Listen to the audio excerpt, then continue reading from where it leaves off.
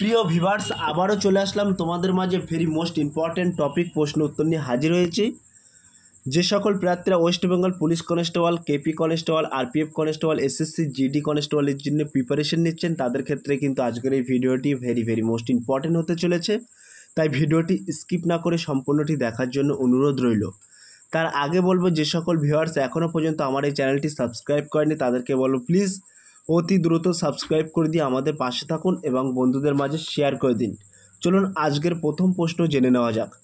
আজকের প্রথম প্রশ্ন হলো, বহলুল লোদি কোন বংশকে প্রতিস্থাপিত করে লোদি বংশের সূচনা করেছিলেন?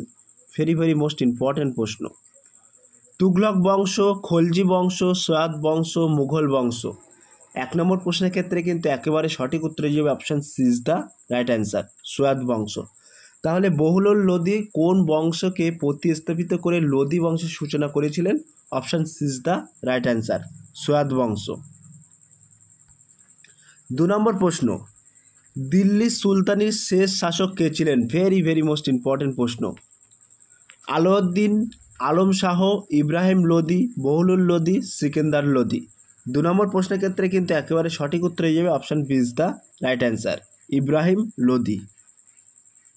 3 নম্বর প্রশ্ন, দিল্লির লোদি সুলতানগণ ছিলেন তুর্কি, পারসিক, আরব, আফগান? 3 নম্বর প্রশ্নের ক্ষেত্রে কিন্তু একেবারে সঠিক উত্তর হয়ে যাবে option D is the right answer, Afghan. তাহলে দিল্লির লোদি সুলতানগণ ছিলেন, মনে রাখবেন, Afghani. Option D is the right answer. 4 নম্বর প্রশ্ন, কে বহলুল লোদিকে দিল্লি শাসন ক্ষমতা দখলের জন্য আহ্বান করেন? ভেরি মোস্ট ইম্পর্টেন্ট প্রশ্ন।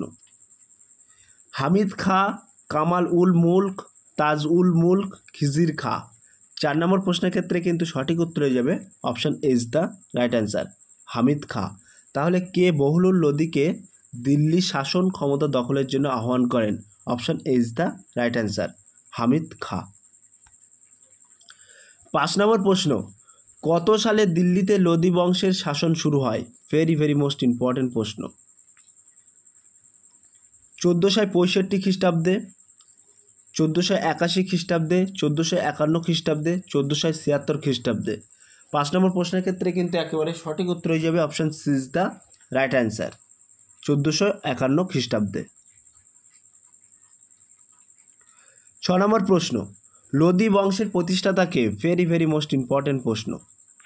সিকান্দার লোদি, বারবক লোদি, ইব্রাহিম লোদি, বহলুল লোদি? 6 নম্বর প্রশ্নের ক্ষেত্রে কিন্তু একেবারে সঠিক উত্তর যে option D is the right answer, Bahlul Lodi. তাহলে লোদি বংশের প্রতিষ্ঠাতাকে, option D is the right answer.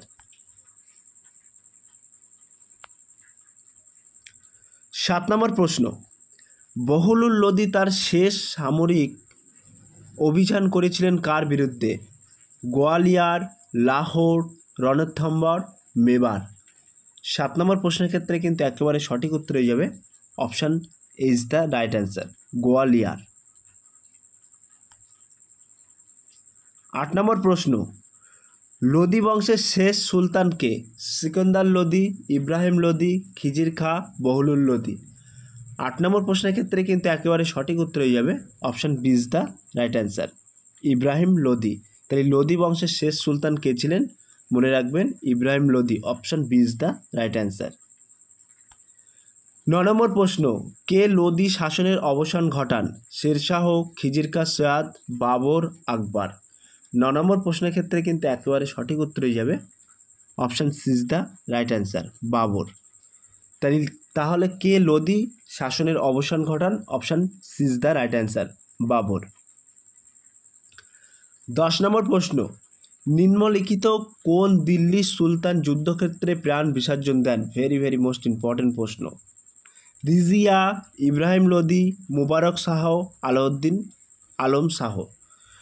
10 নম্বর প্রশ্নের ক্ষেত্রে কিন্তু একেবারে সঠিক উত্তর হয়ে যাবে option B is the right answer, Ibrahim Lodi.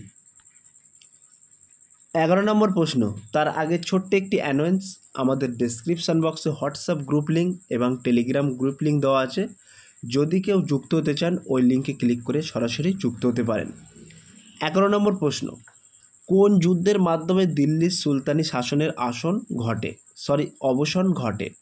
কনৌজের যুদ্ধ, খানোয়ার যুদ্ধ, পানিপথের যুদ্ধ, তরাইনের যুদ্ধ।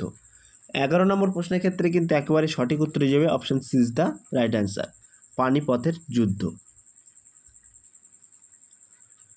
12 নম্বর প্রশ্ন, মুবারকবাদ শহরটির নির্মাতা হলেন মুবারক শাহ, ফিরোজ শাহ তুগলাক, মোহাম্মদ বিন তুগলাক, আলাউদ্দিন খলজি। 12 নম্বর প্রশ্নের ক্ষেত্রে কিন্তু সঠিক উত্তর হয়ে যাবে option A is the right answer, Mubarak Shah. তাহলে মুবারকবাদ শহরটির নির্মাতা হলেন মুবারক শাহ।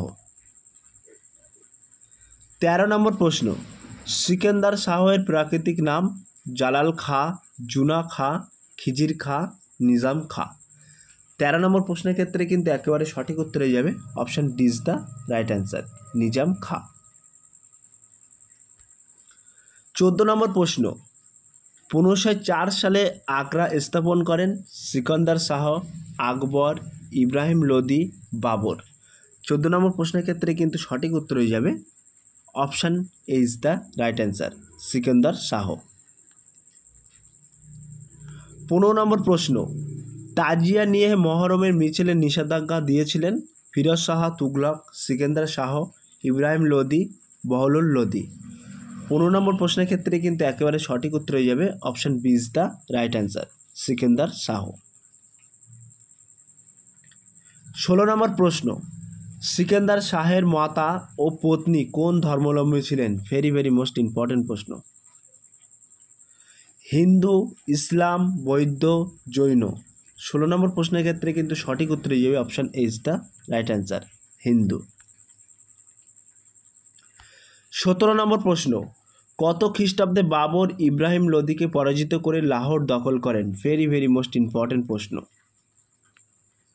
1522, 1524, 1526, 1530।